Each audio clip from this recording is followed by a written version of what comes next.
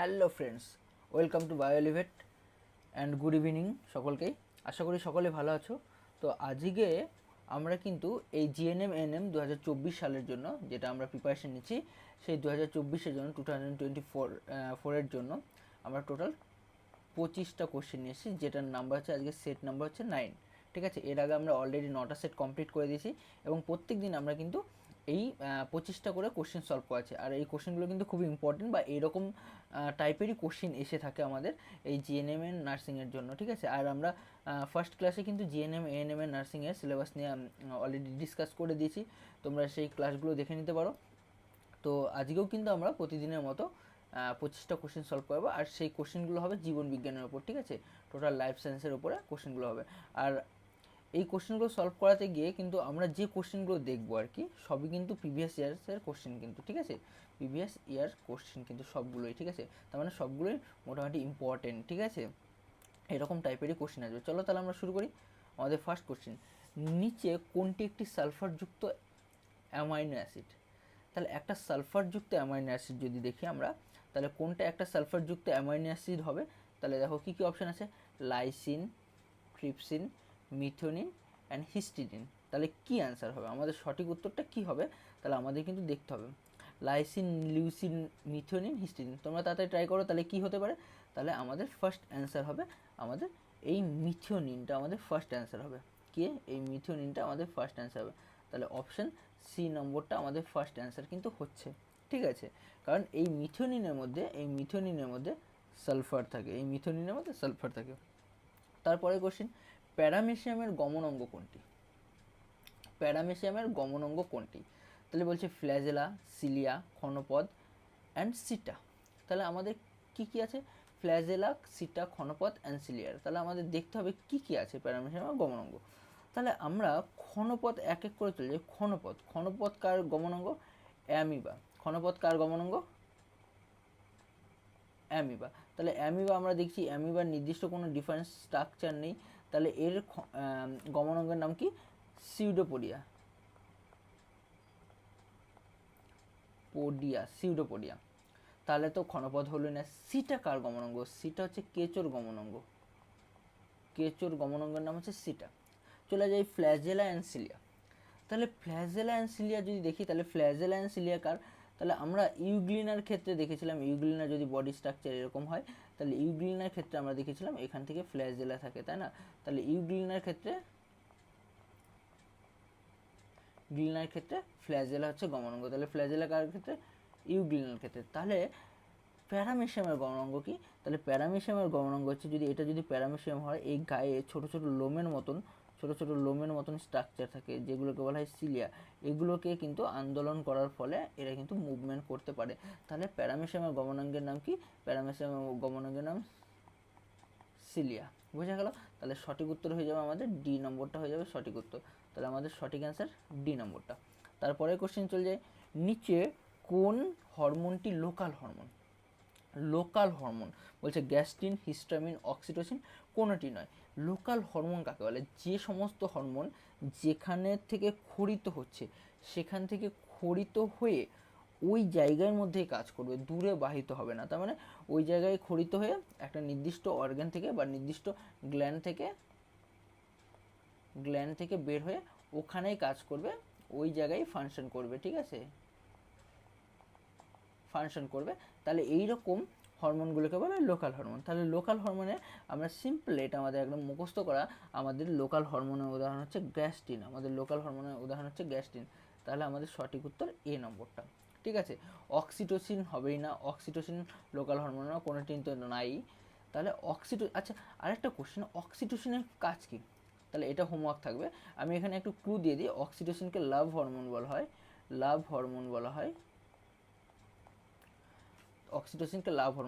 এবার তোমরা আমার নেক্সট ক্লাসে বা কমেন্টে জানাবে যে অক্সিটোসিন হরমোনের ফাংশনটা কি। ঠিক আছে, চলো তারপরে কোশ্চেন, কোন ভিটামিনের অভাবে মানুষের স্কারভি রোগ হয়? তাহলে স্কারভি বলেছে, স্কারভি রোগ হয় কোন ভিটামিনের অভাবে? অপশানগুলো দেখে নিই, vitamin D, vitamin C, vitamin A and vitamin E.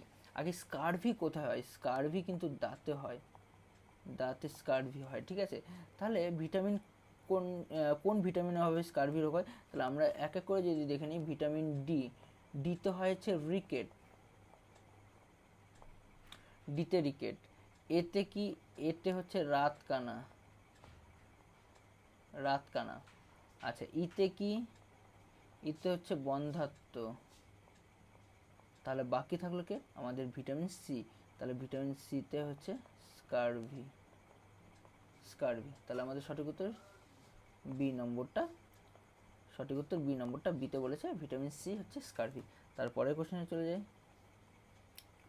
Islands of Langerhans কোথায় অবস্থিত? আইল্যান্ডস অফ ল্যাঙ্গারহ্যান্স কোথায় অবস্থিত? তো এইবার প্র্যাকিড, অগ্নাশয়, বৃক্ক, পাকস্থলী। তাহলে আমরা পাকস্থলীতে কিন্তু আইল্যান্ডস অফ ল্যাঙ্গারহ্যান্স কোথাও শুনিনি, বৃক্কতেও শুনিনি। বৃক্ক হচ্ছে কিডনি, কিডনি। আর পাকস্থলী স্টোমাক, স্টোমাকে শুনিনি। ট্র্যাকিয়া থাকছে আমাদের গলার এখানে। তো কি আমাদের কি তাহলে হচ্ছে অগ্নাশয়, অগ্নাশয়ে আইল্যান্ডস অফ ল্যাঙ্গারহ্যান্স পাওয়া যায়। মানে কি বলছে, দেখো আমাদের এইটা যদি স্টোমাক হয়, এটা যদি একটা পাকস্থলী হয়, ওয়েট,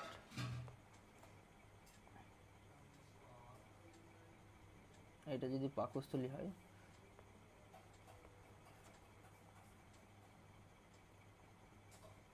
এটা একটা পাকস্থলী। এবার পাকস্থলী এইখানে, এইখানে এইভাবে থাকে একটা অগ্নাশয় ধরে নিলাম। এবার এই অগ্নাশয়ের ভেতরে এইরকম, এইরকম কিছু ল্যাঙ্গারহ্যান্স থাকে বা আইল্যান্ডস থাকে, এইভাবে কিছু আইল্যান্ডস থাকে। এই আইল্যান্ডস অফ ল্যাঙ্গারহ্যান্সের ভেতরে থ্রি টাইপের কোষ থাকে, সেল থাকে, থ্রি টাইপের কোষ থাকে বা সেল থাকে। Alpha cell, beta cell and delta cell. Alpha cell থেকে কি খরিত হয়, গ্লুকাগন, গ্লুকাগন।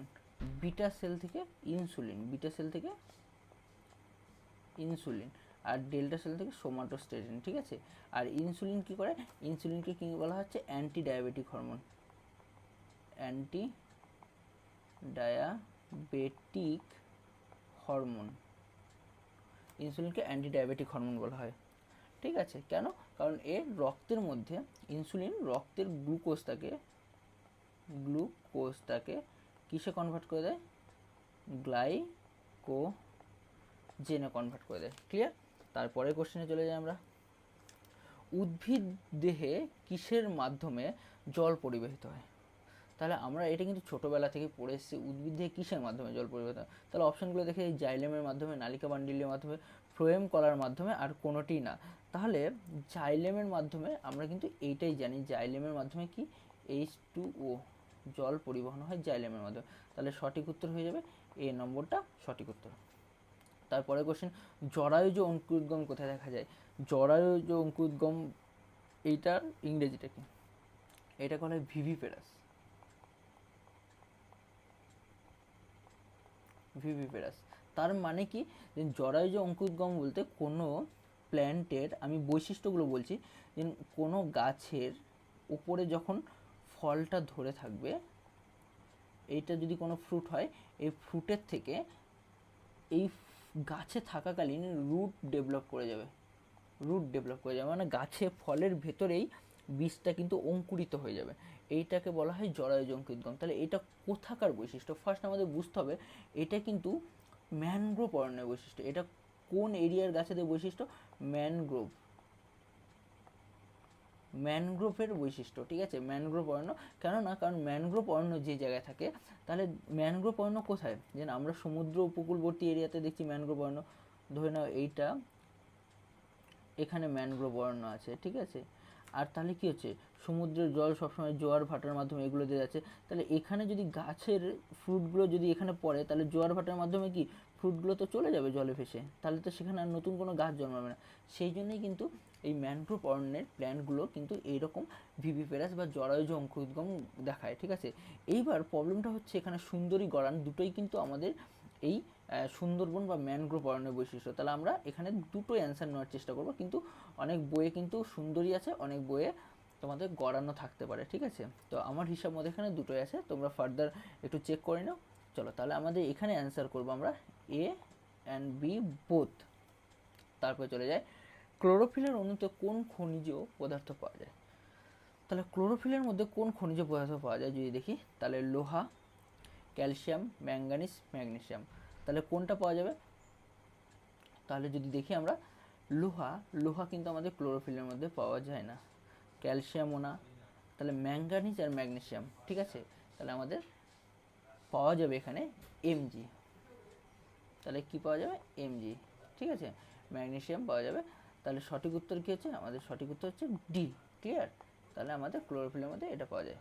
তারপরে মানুষের রক্তে অক্সিজেন বহন করে, মানুষের ব্লাডের মধ্যে কে অক্সিজেন বহন করবে? ফার্স্ট কথা, তাহলে আমাদের হিমোগ্লোবিন, হিমোসায়ানিন, লোহা এবং কোনোটি নয়। তাহলে কি কি বলেছেন? হিমোগ্লোবিন, হিমোসায়ানিন, লোহা কোনোটি নয়। মানুষের রক্ত অক্সিজেন বহন করে। তাহলে ফার্স্ট আমরা দেখে নিই, মানুষের ব্লাডে থাকে হচ্ছে হিমোগ্লোবিন, গ্লোবিউলিন। এই হিমোগ্লোবিলিন কথাটা এসছে হিম এসছে হচ্ছে লোহা বা আয়রন থেকে, আর গ্লোবিউলিন হচ্ছে প্রোটিন পার্ট। গ্লোবিউলিন হচ্ছে প্রোটিন পার্ট। তাহলে এই এফি হচ্ছে লোহা বা আয়রন, তাই তো? তাহলে অ্যাকচুয়ালি আমাদের এই হিমোগ্লোবিলিনটাই অক্সিজেন পরিবহন করে। তাহলে আমাদের সঠিক অ্যান্সার হয়ে যাবে হিমোগ্লোবিলিন। ঠিক আছে, তাহলে অ্যান্সার হয়ে যাবে আমাদের এ নম্বরটা, সঠিক উত্তর হয়ে যাবে হিমোগ্লোবিলিন। এবার হিমোসায়ানিন, আচ্ছা হিমোগ্লোবিলিন কিন্তু মানুষের ক্ষেত্রে থাকে। হিমোসায়ানিন কোথায় থাকে? চিংড়ির দেহে থাকে, চিংড়ির দেহে থাকে হিমোসায়ানিন। এর মধ্যে কি আছে? এই হিমোসায়ানিনের মধ্যে কপার থাকে, তামা গঠিত থাকে। সেই জন্যই হিমোসায়ানিনের কালার কিন্তু আমাদের রেড হয় না, কি হচ্ছে? গ্রিনিশ কালার হয়। বোঝা গেল? তাহলে সঠিক উত্তর আমাদের কিন্তু এ হচ্ছে। তারপরের কোশ্চেনে চলে যায়, শোষণ প্রক্রিয়ায় মোট কত অণু এটিপি তৈরি হয়? 15, 30, 38, 10। তাহলে শোষণ প্রক্রিয়া, যেটাকে আমরা ইংরেজিতে বলি রেসপিরেশন, রেসপিরেশন কি? রেসপিরেশন হচ্ছে যখন গ্লুকোজ জাতীয় C6H12O6 এই গ্লুকোজ জাতীয় খাবার অক্সিজেনের প্রেজেন্সে অর অ্যাবসেন্টে, ঠিক আছে, ভেঙে আমরা এটিপি তৈরি করব, প্লাস কি করব? কিছু জল তৈরি করব, ঠিক আছে, আর CO2 তৈরি করব। এইটাকে বলা হয় শোষণ। এবার এই শোষণ প্রক্রিয়ায় টোটাল দুটো স্টেপ হয়। এই শোষণ প্রক্রিয়াটার দুটো স্টেপ হয়। ফার্স্ট স্টেপ হচ্ছে গ্লাইকোলাইসিস, আর সেকেন্ড স্টেপস হচ্ছে কেলভিন সাইকেল। এই গ্লাইকোলাইসিস প্রক্রিয়ায় দুই অণু এটিপি তৈরি হয়, আর এই ক্রেবস সাইকেলে হচ্ছে টোটাল 36। এই টোটাল মিলে হচ্ছে 38 অণু এটিপি তৈরি হয়। বোঝা গেল? ক্লিয়ার? তাহলে আমাদের সঠিক উত্তর হচ্ছে সি নম্বরটা। সঠিক উত্তর হচ্ছে আমাদের সি নম্বরটা। তারপরের কোশ্চেনে চলে যাই। দ্য অরিজিন অফ স্পিসিস বইটি কার লেখা? দ্য অরিজিন অফ স্পিসিস বইটি কার লেখা? Lamarck's, Charles Darwin, Aristotle and Hugo de Vries. তাহলে আমাদের এটা কিন্তু একদম মুখস্থ কোশ্চেন, ঠিক আছে? দ্য অরিজিন অফ স্পিসিস বইটা কার লেখা? এটা কিন্তু আমাদের ক্লাস 10 থেকে এসছে, ঠিক আছে? দ্য অরিজিন অফ স্পিসিস কার লেখা? তাহলে তোমরা একটু ট্রাই করো, Lamarck's, Charles Darwin, Aristotle and Hugo de Vries.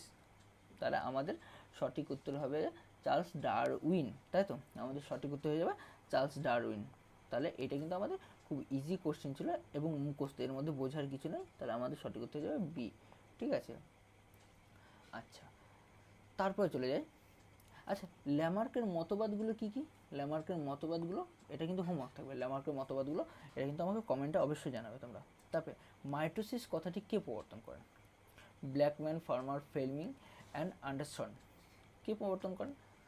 Quickly. তাহলে এই মাইটোসিস শব্দটি প্রবর্তন করেন বিজ্ঞানী ফ্লেমিং, ঠিক আছে?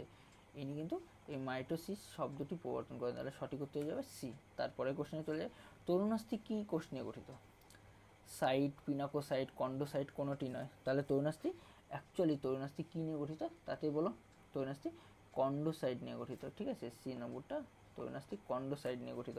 তারপর যদি চলে যায়, সরীসৃপ ও স্তন্যপায়ীদের সংযোগকারী প্রাণীটার নাম কি? সরীসৃপ ও স্তন্যপায়ীদের সংযোগকারী প্রাণীটার নাম কি? আর্কিওপটেরিস, অক্টোপাস, পেরিপেটাস, প্ল্যাটিপাস। তাহলে আর্কিওপটেরিস কিন্তু সরীসৃপ প্লাস পক্ষীর সংযোগকারী। অক্টোপাস তো হবেই না, peripatus R platypus, peripatus and platypus, পেরিপেটাসও হয় না, ঠিক আছে। অ্যাকচুয়ালি অ্যান্সার হয়ে যাবে প্ল্যাটিপাস, যেটাকে বলা হয় হংসচঞ্চু, হংসচঞ্চু, ঠিক আছে। তাহলে আমাদের সঠিক উত্তর হয়ে যাবে ডি নম্বরটা সঠিক উত্তর, ঠিক আছে। তোমরা ছবি দেখলে বুঝে যাবে রক্তের প্রকৃতি কেমন।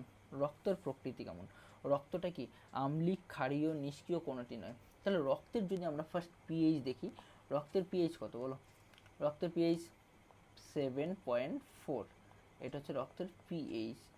তাহলে 7.4 আমরা পিএইচ স্কেলে যদি দেখি, তাহলে 7টাকে বলা হয় নিউট্রাল, আর 7 থেকে যত উপরের দিকে যাওয়া যাবে, 7 থেকে যত উপরের দিকে যাওয়া যাবে তখনকার সেটা বেসিক নেচার, আর 7 থেকে যত নিচের দিকে যাওয়া যাবে অ্যাসিডিক নেচার। তাহলে বলছে 7.4, তাহলে কি রক্ত ক্ষারীয় বা আংশিক ক্ষারীয়, তাহলে সঠিক উত্তর হয়ে যাবে সি নম্বরটা। তারপরে কোশ্চেনে চলে যায়, স্তন গ্রন্থি হলো পরিবর্তিত। স্তন গ্রন্থি কি? স্তন গ্রন্থি যদি দেখি আমরা, এটা কিন্তু একদম থিওরি থেকে কোশ্চেন এসে, স্তন গ্রন্থি মডিফাইড ঘর্মগ্রন্থি বা সুইট গ্ল্যান্ড, ঠিক আছে। যেখান থেকে স্তন বেরোচ্ছে সেটা এক ধরনের ঘামগ্রন্থি বা সুইট গ্ল্যান্ড, ঠিক আছে। তাহলে আমাদের সঠিক উত্তর হয়ে যাবে ডি নম্বরটা। তারপরে চলে আসি, টিকাকরণের পদ্ধতি কে আবিষ্কার করেন? টিকাকরণের পদ্ধতি Edward Jenner, Louis Pasteur, Ronald Ross এবং আলেকজান্ডার ফ্লেমিং। চলো এটা তোমরা অ্যান্সার করো। এটা আমি অ্যান্সার বলবো না, এটা তোমরা সহজেই জানো, এটা তোমাদের জন্য হোমওয়ার্ক থাকলো, ঠিক আছে।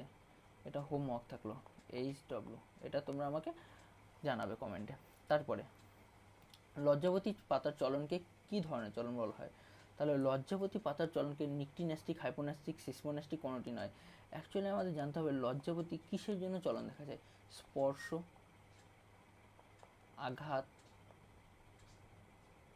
এগুলোর জন্য তো লজ্জাবতী চলন দেখায়। তাহলে এই স্পর্শ বা আঘাত যদি উদ্দীপক হয়, তাহলে লজ্জাবতী গাছের চলন অ্যাকচুয়ালি হবে আমাদের সিসমোন্যাস্টিক চলন। তাহলে সি নম্বরটা হয়ে যাবে আমাদের সঠিক উত্তর। তারপরে কোশ্চেনে চলে যায়, নিচে কোন ভিটামিন ফ্যাটে দ্রবীভূত হয়? তাহলে নিচে কোন ভিটামিন ফ্যাটে দ্রবীভূত হয়? তাহলে আমাদের এটা অ্যান্সার করো তাড়াতাড়ি। তাহলে আমরা ভিটামিন জানি, ভিটামিন দুই প্রকারের হয়, একটা হচ্ছে ফ্যাটে দ্রবীভূত হয়, একটা হচ্ছে জলে দ্রবীভূত হয়। ফ্যাটে দ্রবীভূত হয় কে? ফ্যাটে দ্রবীভূত হচ্ছে A, D, E, K, আর জলে দ্রবীভূত হচ্ছে B, C, P, ঠিক আছে। তাহলে কি হচ্ছে ফ্যাটে দ্রবীভূত? তাহলে বি তো আমাদের জলে দ্রবীভূত হয়, তাহলে বি হচ্ছে H2O, জলে দ্রবীভূত হয়, পিও জলে দ্রবীভূত হয় H2O, আর সিও জলে দ্রবীভূত হয় H2O। তাহলে আমাদের ফ্যাটে দ্রবীভূত হচ্ছে কে?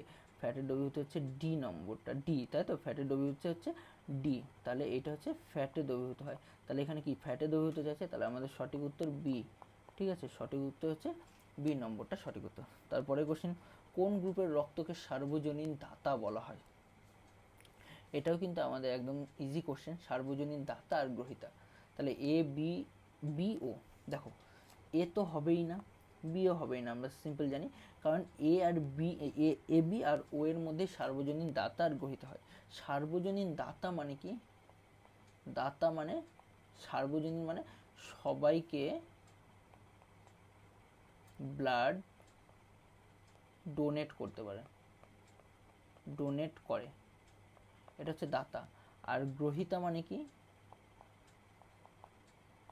গ্রহিতা মানে সবার কাছ থেকে,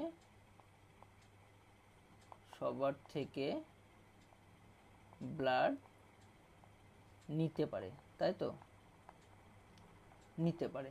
তাহলে কে সবাইকে রক্ত দিতে পারে? যদি আমরা দেখি সবাইকে রক্ত দিতে পারে হচ্ছে ও, ঠিক আছে, এটা হচ্ছে ডোনার। আর যদি নিতে পারে, তাহলে নিতে পারে হচ্ছে এ বি, সবার কাছ থেকে নিতে পারে রেসিপিয়েন্ট, রেসিপিয়েন্ট। তাহলে সার্বজনীন দাতা, তাহলে সার্বজনীন দাতা হচ্ছে ও, সার্বজনীন দাতা হচ্ছে ও। তাহলে কত নম্বরে ছিল? এটা ডি নম্বরে অ্যান্সার ছিল, তাহলে সঠিক উত্তর হয়ে যাবে ডি। তারপরে চলে আসি, বাইরের উদ্দীপকের প্রভাবে উদ্ভিদ বা উদ্ভিদ অঙ্গের সামগ্রিক মানে পুরোটাই স্থান পরিবর্তন করবে। তাহলে এই ধরনের চলনকে কি বলা হয়? যখন সামগ্রিক স্থান পরিবর্তন করবে এই ধরনের চলনকে কি বলা হয়? ট্যাকটিক ট্রপিক ন্যাস্টিক চলন। তাহলে যখনই স্থান পরিবর্তন করবে তখনই মনে রাখবে যে এটা কিন্তু ট্যাকটিক চলন হবে, ঠিক আছে। সামগ্রিক স্থান পরিবর্তন করে ট্যাকটিক চলনের ক্ষেত্রে। তাহলে এটার উদাহরণ হবে ক্ল্যামাইডোমোনাস, ক্ল্যামাইডোমোনাস, ভলভক্স, ডায়াটম। এরা হচ্ছে সামগ্রিক স্থান পরিবর্তন করে, এটাকে বলে ট্যাকটিক চলন, ঠিক আছে। তারপরে কোশ্চেনে চলে যায়, কেস্কোগ্রাফ যন্ত্র আবিষ্কার করেন কে? তাহলে এটা তো আমাদের একদম ক্লাস 10-এর ফার্স্ট চ্যাপ্টার থেকে, ক্লাস 10-এর ফার্স্ট চ্যাপ্টারের কোশ্চেন, তাই তো? ক্লাস 10-এর ফার্স্ট চ্যাপ্টারের কোশ্চেন, কেস্কোগ্রাফ যন্ত্র আবিষ্কার করেন আচার্য জগদীশ চন্দ্র বসু। কেস্কোগ্রাফ যন্ত্র আবিষ্কার করেন। তাহলে সঠিক উত্তর হয়ে যাবে বি নম্বরটা। তারপরে চলে আসি কেমোন্যাস্টিক চলনের উদ্দীপক। তাহলে কেমোন্যাস্টিক বলেছে, তাহলে কেমো, তাই তো? এখানে কিন্তু ক্লু পেয়ে যাচ্ছি। তাহলে কে কে আছে? উষ্ণতা, আলো, স্পর্শ, আলো, রাসায়নিক পদার্থ। তাহলে কেমো এসছে কোথা থেকে? কেমো এসছে হচ্ছে কেমিক্যাল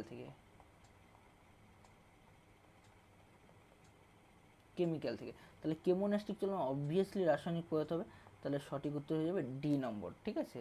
তারপরে চলে আসি, উদ্ভিদের দেহ যে কোষটি মিওসিস পদ্ধতিতে বিভাজন হয়, মিওসিস। আচ্ছা, মিওসিস অ্যান্ড মাইটোসিস এই দুটো আমাদের জানতে হবে। তাহলে ফার্স্ট অপশন আছে রেণুমাতৃকোষ, অগ্রমুকুল কোষ, পরিণত পাতার কোষ, মূলের কোষ। তাহলে কোষ বিভাজন যদি দেখি, কোষ বিভাজনকে দুই ভাগে ভাগ করা আছে। একটা হচ্ছে মাইটোসিস, আর একটা হচ্ছে মিওসিস।